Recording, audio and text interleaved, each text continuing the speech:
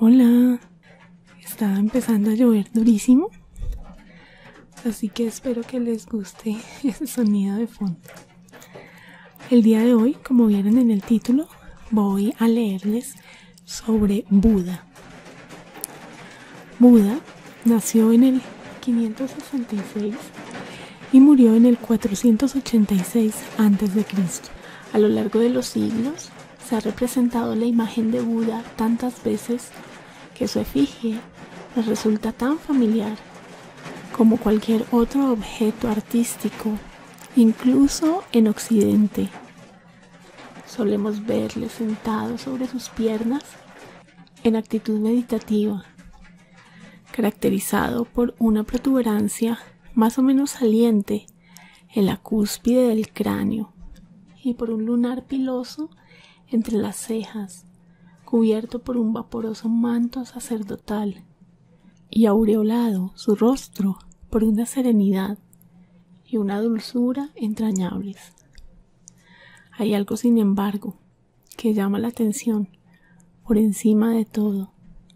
Para ser una asceta que ha renunciado a los placeres del mundo y que conoce a fondo las miserias humanas, parece excesivamente bien alimentado y demasiado satisfecho.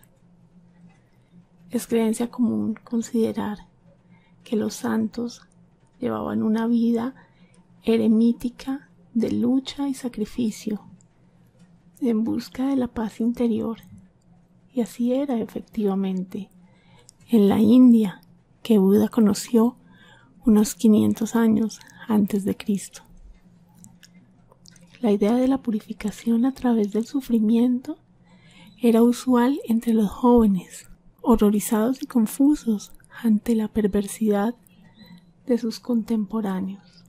Con frecuencia abandonaban a sus familias y se refugiaban en las montañas, cubiertos de harapos y con un cuenco de madera como única posesión, que usaban para mendigar comida ocasionalmente. Antes de convertirse en Buda, que significa el iluminado, Siddhartha Gautama también practicó estas disciplinas corporales abnegadamente, pero no tardó en decidir que eran ridículas, porque se convertían en un fin en sí mismas y solo beneficiaban al eremita, convertido así en un ser cercano a la perfección, pero vuelto de espaldas a sus semejantes. Examinemos los jalones biográficos de Buda para comprender mejor su actitud. Una juventud cortesana. El origen de Buda fue principesco. Su padre era el rey del clan Sakya y poseía un espléndido palacio en Kapilavastu, creo que así se dice, a orillas del sagrado Ganges. A su madre, la virtuosa Maya, no la visitó un ángel como a María, sino un delicioso y pequeño elefante provisto de 6 colmillos que, según la leyenda, hirió delicadamente su regazo sin causarle dolor. El nacimiento de Siddhartha Gautama 9 meses después fue igualmente prodigioso. Apareció ante su madre sobre un loto, mientras una suave lluvia de pétalos caía sobre ambos.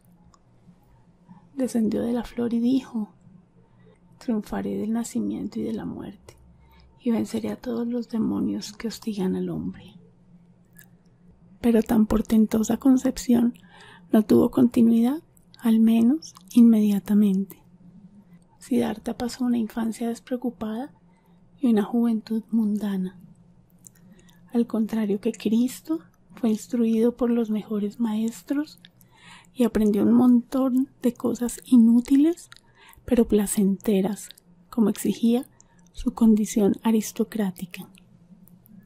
Se enamoró de una prima, Yasodhara, contrajo matrimonio y tuvo un hijo al que llamó Rahula. Fiestas, cacerías y amor. Tales fueron las ocupaciones principales de Buda hasta que cumplió los 29 años. A esa edad, una oscura noche de luna nueva, dejó el palacio de su padre sin pronunciar palabra.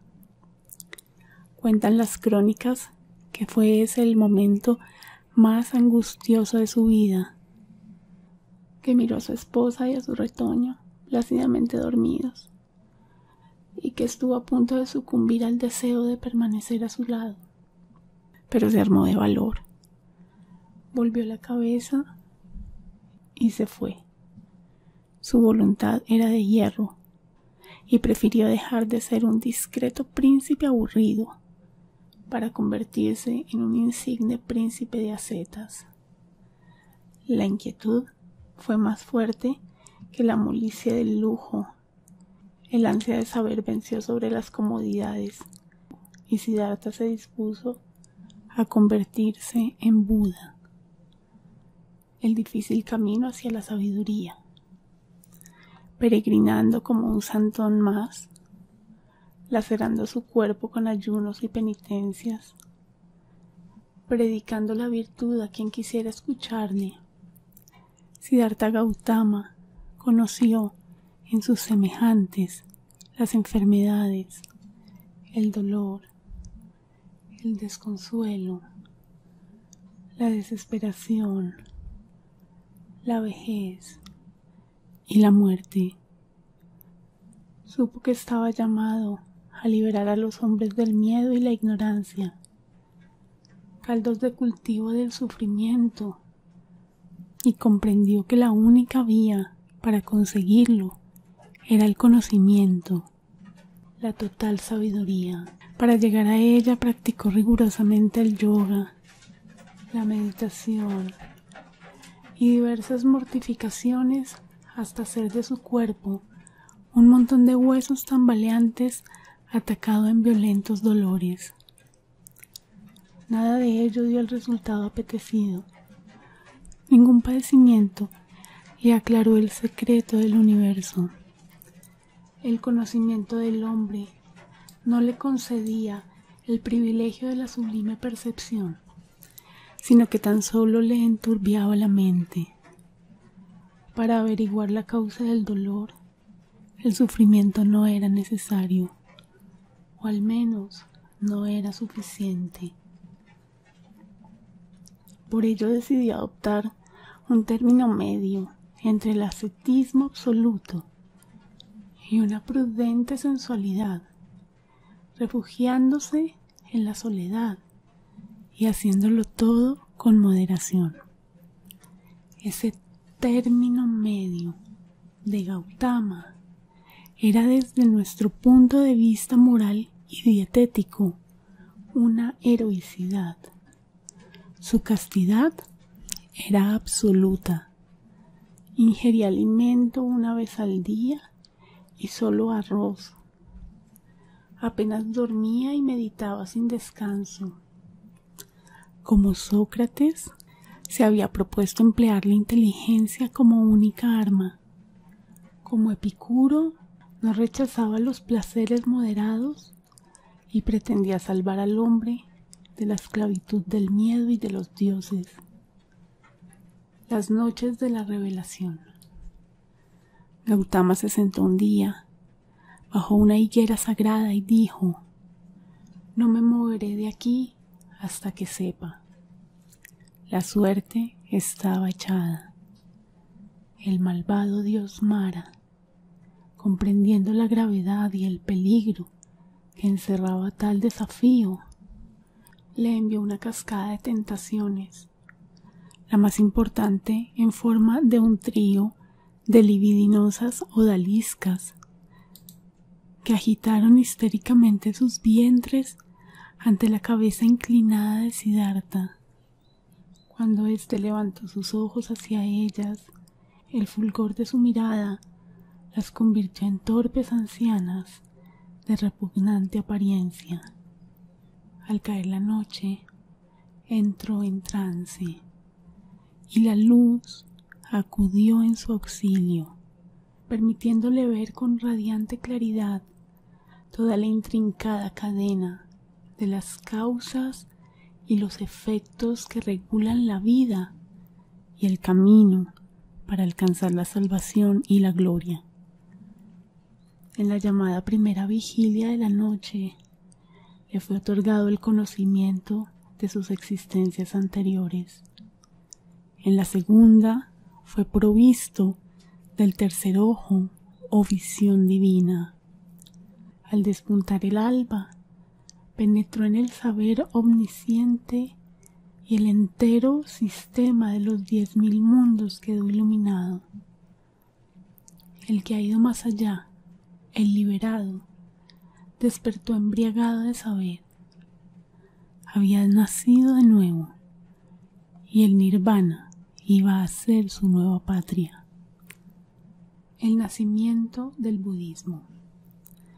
Con el alma purificada y dichosa, Buda se lanzó a los caminos, ansioso de predicar la buena nueva y anunciar su mensaje de salvación. Reunió a unos cuantos discípulos y les hechizó con uno de los más bellos sermones jamás pronunciados. Su voz y su fama se extendieron como el tañido de un gong que estuviera suspendido del firmamento. En breve tiempo consiguió convertir a muchos maestros famosos, a reyes descreídos y a decenas de irreductibles ascetas misántropos. Una de las conversaciones que más fama le procuró fue la de su primo Devadatta, hombre ambicioso que le detestaba tanto como para urdir un plan que acabara con su vida. Confabulado con unos cuantos secuaces, preparó un atentado que no podía fallar. Sabiendo que Buda atravesaría un desfiladero, se apostó en lo alto del mismo y dispuso un enorme peñasco a medias desprendido que debía aplastar a aquel a quien tanto odiaba. En el momento preciso en que Buda transitaba por debajo, la gran piedra fue movida y cayó con estrépito. Oyéronse gritos y se temió por la vida del maestro, pero Buda emergió indemne de la polvareda, con su sempiterna sonrisa beatífica en los labios. Buda continuó predicando durante 45 años. Visitó varias veces su ciudad natal y recorrió el valle del Ganges, levantándose cada día al amanecer y recorriendo entre 25 y 30 kilómetros por jornada, enseñando generosamente a todos los hombres, sin esperar recompensa ni distinción alguna. No era un agitador, y jamás fue molestado ni por los brahmanes, a los que se oponía, ni por gobernante alguno. Las gentes atraídas por su fama y persuadidas de su santidad, salían a recibirle, se agolpaban a su paso y sembraban su camino de flores. Su mensaje les reconfortaba, les inducía a ser una parte humilde y a la vez importante del universo.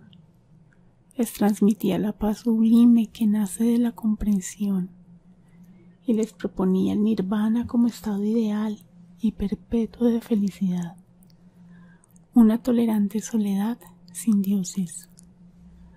Aunque Buda nunca habló de dioses, su ascetismo provenía de las antiguas religiones. Era evidente, sin embargo, que su propósito no era tranquilizar a sus semejantes, presentándoles una nueva deidad o renovar ritos anteriores, sino hacer a cada uno consciente de su radical soledad y enseñarle que ésta era el arma principal para luchar contra los males de la existencia. Además, al sustituir las liturgias y sacrificios por la contemplación extasiada del mundo, Buda otorgó una importancia suprema a algo muy parecido a la oración individual y privada, valorando por encima de todo la meditación, ensalzando el recogimiento y situando el corazón del hombre en el centro del universo. Otra de las causas de su éxito fue sin duda su asombrosa tolerancia. No existe ningún dogma budista y por lo tanto ningún budista es perseguido por hereje. Al volver la vista atrás, entre siglos preñados de violencia y fanatismo, lo que más sorprende de Buda es el sereno llamamiento que hace a la razón y a la experiencia de cada hombre. No creas en cualquier cosa porque te enseñan el testimonio escrito de un viejo sabio. No creas en cualquier cosa porque provenga de la autoridad de maestros y sacerdotes. Cualquier cosa que esté de acuerdo con tus propias experiencias y después de una ardua investigación se manifieste de acuerdo con tu razón y conduzca a tu propio bien y al de todas las cosas vivientes, aquello acéptalo como la verdad y vive de acuerdo a ello. Siddhartha Gautama tenía 80 años cuando, según fabulosos testimonios, le sobrevino una disentería sangrante tras ingerir un plato de carne de cerdo que le había preparado el herrero Chunda, uno de sus más fieles seguidores. Sobrellevó la enfermedad con entereza admirable y un perfecto dominio de sí mismo, sin descuidar por un solo momento su esfuerzo misionero. Al fin, sintiendo que se acercaba su hora, se envolvió en su manto amarillo y se acostó en un lecho de hojas para instruir a su discípulo predilecto, el humilde y silencioso Ananda, en las últimas cuestiones relativas a la verdad que le había sido revelada. Murió sereno y confiado, de la misma manera noble que había vivido, en un suburbio de Kusinagara. Después de él, ya no es posible vivir impunemente en la ignorancia. Bien, entonces acá a una cronología sobre la vida de Buda. Las fechas son aproximadas, dado que ninguna fuente coincide. 566 a.C. nace Siddhartha Gautama Buda en Kapilavastu. 539 a.C. contrae matrimonio con Yasodhara. 537 a.C. nace Raúl, su único hijo. 534 a.C. a los 29 años abandona su familia para convertirse en un eremita errante. 533 a.C. se somete a penitencias extremas sin encontrar el resultado apetecido. 532 a.C. empieza a practicar una vida moderada y a buscar en la soledad la esencia del hombre. 531 a.C. alcanza la iluminación bajo una higuera sagrada. 530 a.C. convierte también a su padre, su esposa y su hijo. 528 a.C. sufre un atentado preparado por su primo Devadatta, del que sale indemne. 486 a.C. enferma de disentería y muere en los alrededores de la ciudad de Kusinagara. Espero que hayas sentido ASMR con este video. Si fue así, por favor dale me gusta y suscríbete al canal antes de irte. Si no me estás viendo en YouTube, por favor entra a la plataforma y suscríbete dando clic en el botón rojo y luego en la campana que ahí aparece. De esta forma no te vas a perder de ninguno de mis próximos videos. Si llegaste hasta este punto, por favor déjame este emoticón en los comentarios. Es muy importante para mí.